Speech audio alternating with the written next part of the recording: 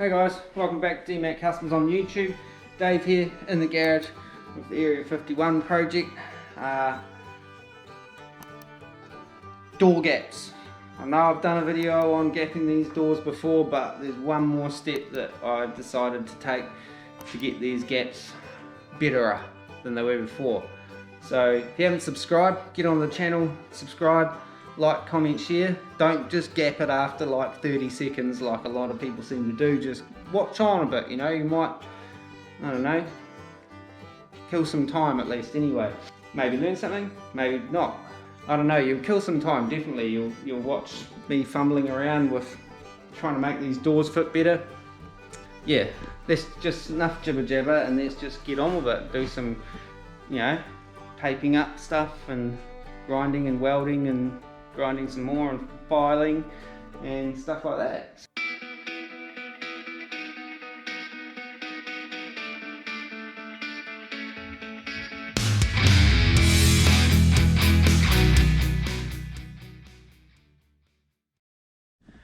Alrighty, so if you watched the last video, which was just filling in a couple of little holes up here on the drip rails and down the back there, and I'll put the doors on to kind of see if I can gap them all up now that it's, yeah, the body's all bolted down and stuff. On the whole, pretty happy with the kind of back half. This gap up here is a little bit over here looking.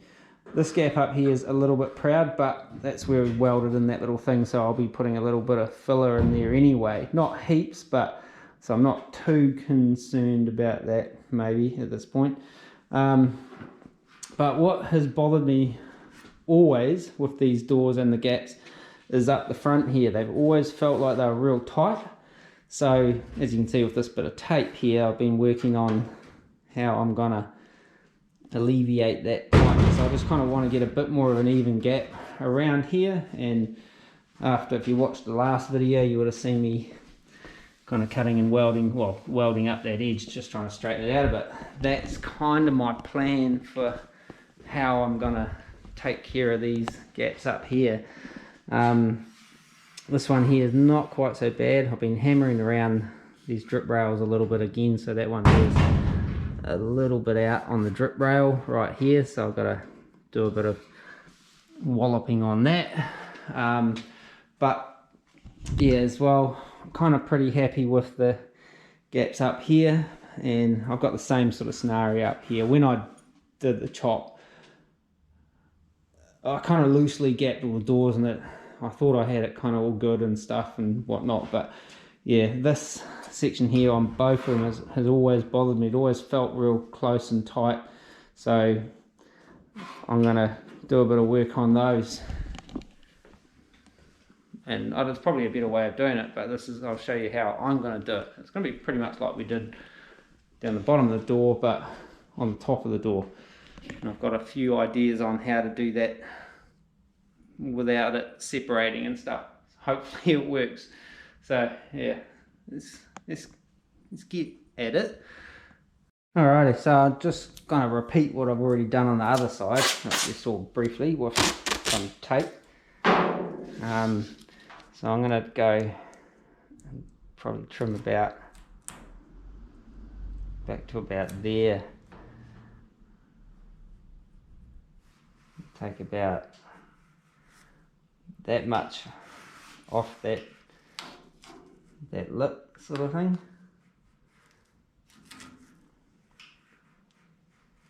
She starts coming right about here, so it's pretty much from there to there that I'm going to take that little slither of material off without opening up the door seam, hopefully. But I'll show you what I mean by door seam. And you see in here, this is like a pinch weld type of thing, I guess you can call that, where it's just kind of folded over the door. I can't remember what those holes were, but there was holes there. Yeah, so it's just kind of folded over this part of the door frame. So if I just grind that off, that's all going to want to let go and open up. So I don't really want that to happen, so I've got to figure out a way to kind of grind a bit back, weld it, grind a bit, weld it, grind a bit, weld it, maybe something like that. So something to hold it in place so it doesn't separate.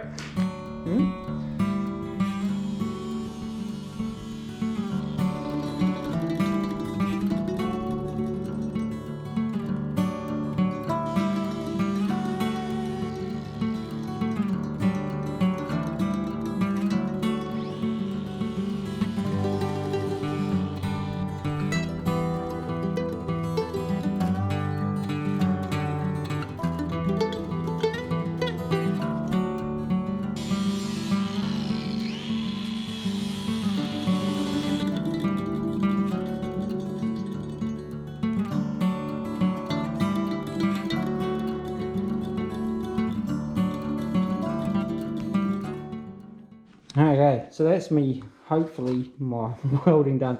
It's just, well, it didn't start off too well, but I kind of started getting to where I wanted, what I wanted to be doing. So just ignore that bottom part. That top part's what I was trying to achieve, apart from that lump. But anyway, it's all going to get ground off anyway. So I'm going to flush out the front of it, and then I'll tape it up again and get my line back, and then hopefully just take it down to where it needs to be.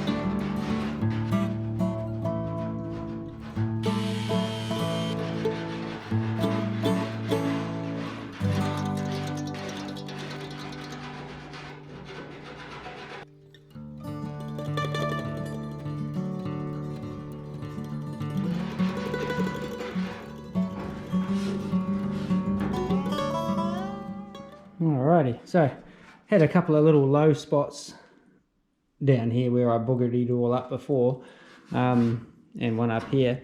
So just been in, touched those up. Battery died on the old GoPro, so I've just got to give them a bit of a quick whirly jig. I won't finish this tonight because probably shouldn't use the old compressor and little roll lock. It gets a bit loud. The old neighbours might not like me very much, but already. So I'll just quickly give that a quick sneaky grind with the old grinder because it is night time outside, and a little bit of a hand file, and then might leave it at that for tonight, and then maybe come back down after work and yeah, hit it again. But yeah, definitely getting more of a gap now, which gives me a little bit more adjustability as well. You know, if I have to bring it up and forward or back or whatever, you know, and just evens those gaps out. So I'll just quickly dress that up a bit.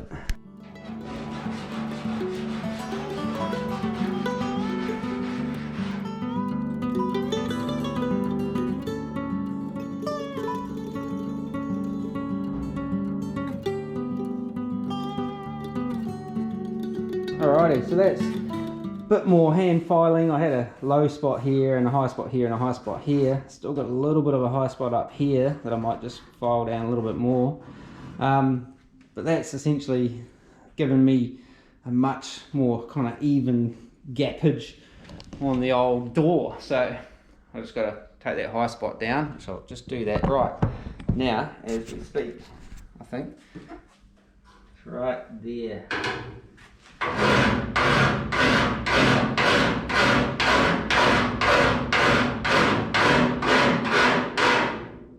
Should be careful not to kind of file through what I've built up with weld and back down to the sandwich joint type of thing. So next up, I'm going to get in there with a roll lock and just kind of, so I can get in the inside and thin down those welds on the inside a bit. And just take that sharper edge off and like just smooth it out a wee bit. For that, I need to fire up the old compressor.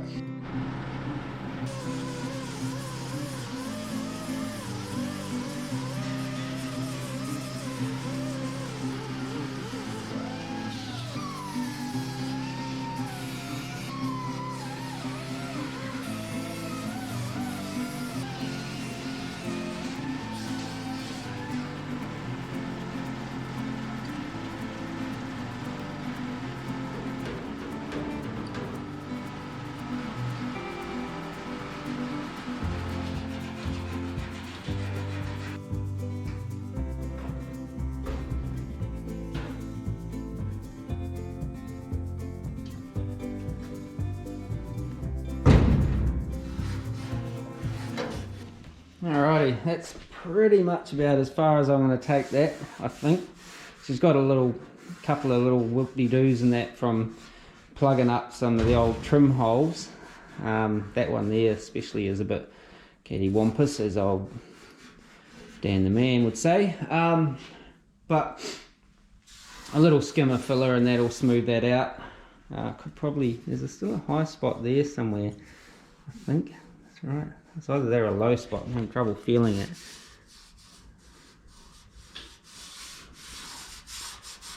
One of the two. And yeah, that's about it really. Could do with a bit of like planishing across this top edge here, just to, so a little bit goes like that. So I might quickly do that before I move on to the other side.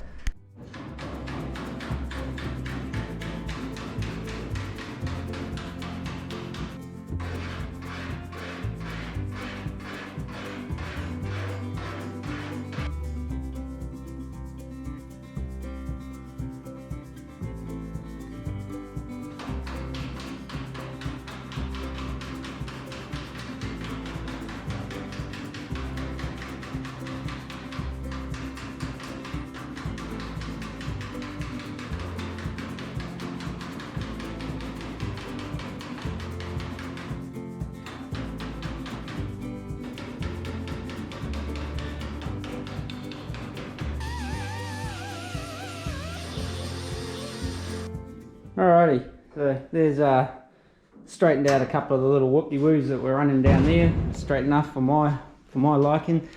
Definitely got more gap in the front there. It's a little bit tighter down the bottom, but I'm happy with that. By the time we do all the filling and then the final bit more of adjustment, and it's probably got to come up ever so slightly, we should be pretty good on this door. So half time, change sides.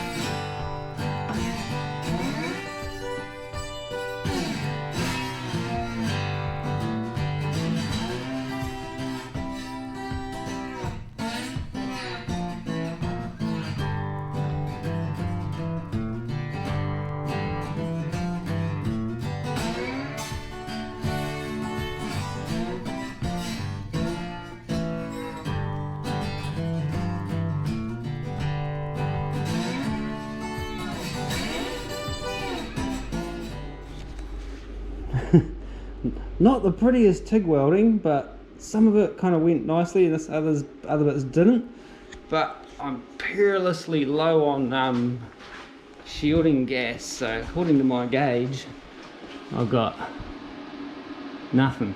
So I can hear it still coming out a little bit, so yeah, when you run out of gas it kind of gets a lot of porosity and shit in the weld, and especially if you're running higher current. I'm running quite low current on this. I don't know, only about 30 something amps, maybe the dial on the 30 on the dial. So I'll grind that back and see what kind of holes and that in it. I may have to drag the old MIG around and just zap up a few of the holes. I don't really want to because they're harder to file back. I like this sort of softer, mild steel filing rather than the harder MIG filing. So, that being said, do some grinding. Metal grinding. Not I'm by myself. It's just getting weirder and weirder.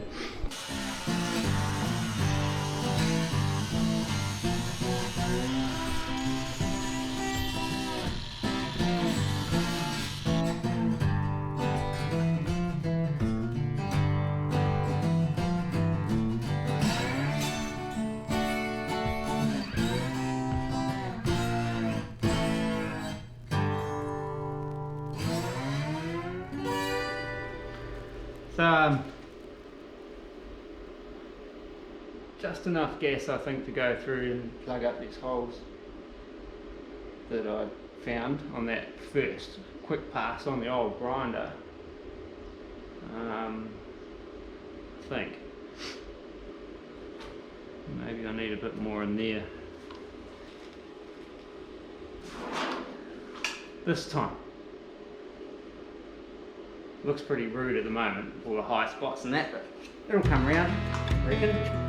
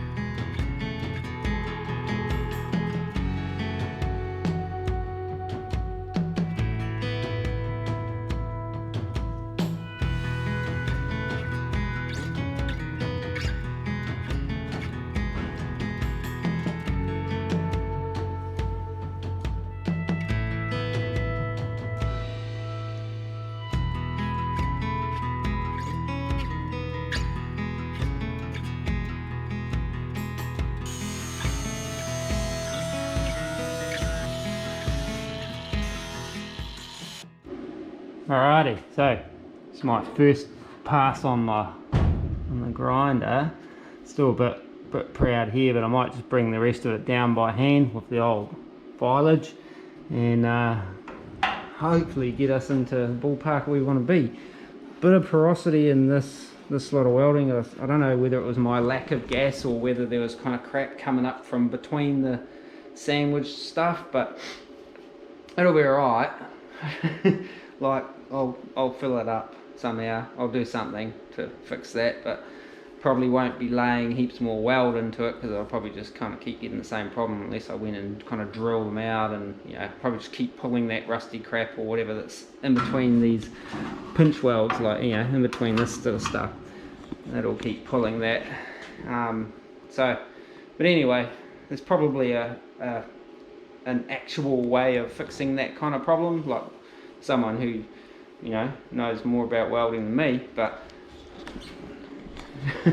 we'll just do it this way anyway. I don't know, I'll just do some filing. I don't know what I'm talking about now.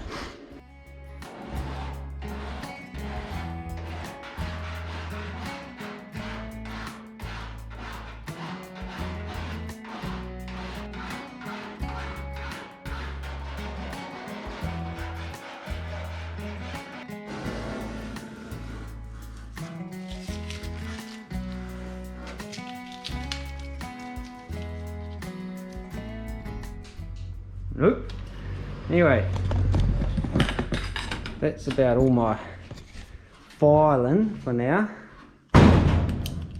my torch went flat, my little magnetic one, so I'm using this little at the counter at the hardware store type torch. But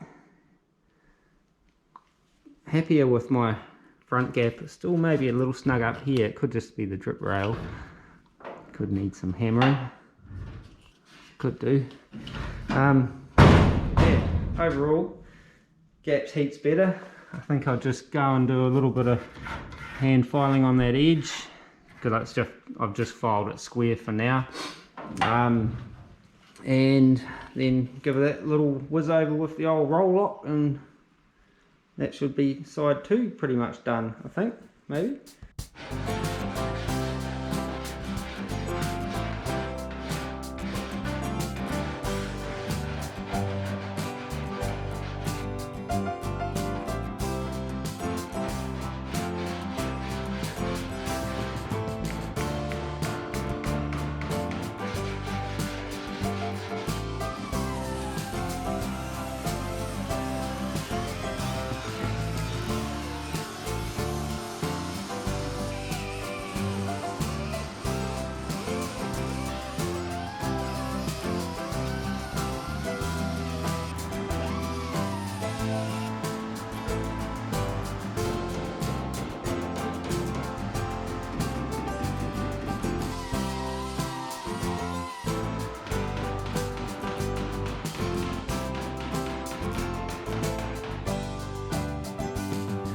Alrighty, so that's that as far as I'm going to take that at the moment. Like I said earlier, there's a little bit of porosity on that edge, and I think that was just it pulling crap up from the from that joint. But I'll probably just use a little bit of like high build primer or glaze or something to kind of fill those pinholes. Like if I keep chasing that sort of shit around with the welders, I'll probably just end up making a huge mess. So I'd rather deal with those pinholes with epoxy product than trying to chase them around with a welder. From experience, in my experience, on some stuff I will chase them around, but not on that edge. That, yeah, I won't do that. So yeah, that's a little bit of opening up that gap done, both doors, which as you can see that gap there is quite high, but this door can kind of go up. Oh, it's too tight. I can lift that door on that back corner a bit now. I've got a little bit more wiggle room to play with, a little bit more adjustment overall. I actually think I screwed that up when I did that. I made that gap just a scotch too big when I did it, so I'll have to live with it or fill it somehow. I don't want to fill it full of bog, but it'll get a little bit of a treatment anyway, so it will get a little bit of bog in there. So probably did much the same with this, but here, so you lift that door up, that kind of actually closes up quite nicely, you know, so I've got a little bit of adjustment there to, that's, hopefully I'll be able to get a bit more of that on the other side as well. So take a breath, man, take a breath. So yeah, I don't know why I didn't think of that before. I'd been like kind of bumming out about the fit of those A-pillar parts of the post for ages. I just couldn't figure out what went wrong when they just fit too tight. I just was never too sure. And then the other week after, was it that door, welding up that bottom edge, that front edge, leading edge on the door, I thought I can do that up the top. And so we did. This door here had holes in it up here from some other trim, but the other door didn't have holes in it, so I don't know what the deal with that is.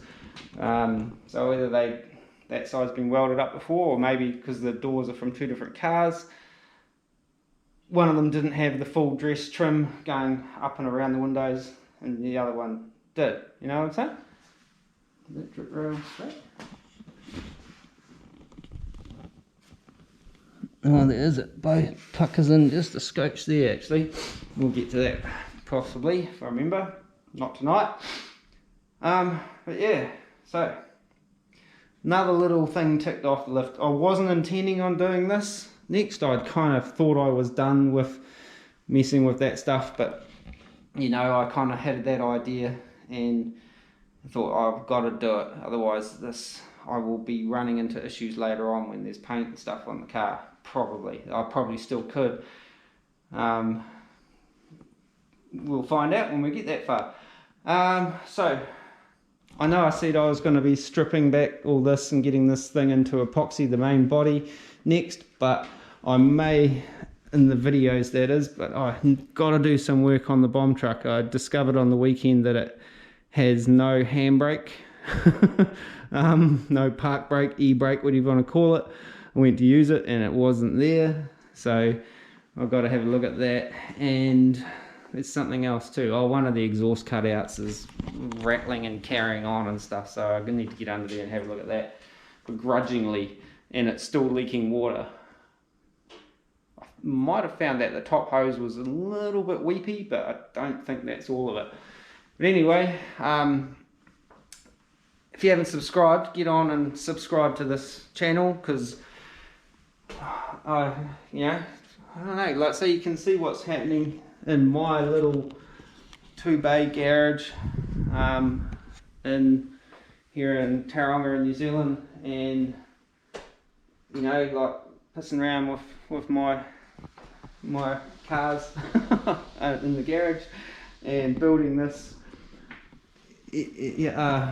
major thing. This is by far the biggest project I've ever done. I've done big bodywork projects before, but not custom, just like rust repair and restoration type stuff, and I've done like big drivetrain work on the truck, but not internal engine stuff. It's more been like, you know, buy the motor and trans and fit it and do all the engineering, cross member and shit like that.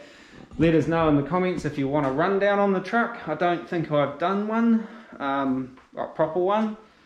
I can, yeah, if you want to sort of see something, you know, do a video about the truck, tell you what's been done, what needs to be done, what hasn't been done, to get it where it is now. It's been on the road for legally about 4 years, I think. Driving and stuff for about 7. But yeah, so yeah, subscribe and then you can see all that. Tell your friends, share, like, comment, all that kind of cool stuff. Get into the cool crowd with the DMAC Customs channel. And yeah, as always, thanks for watching, and till next time, take it easy and peace. See you then.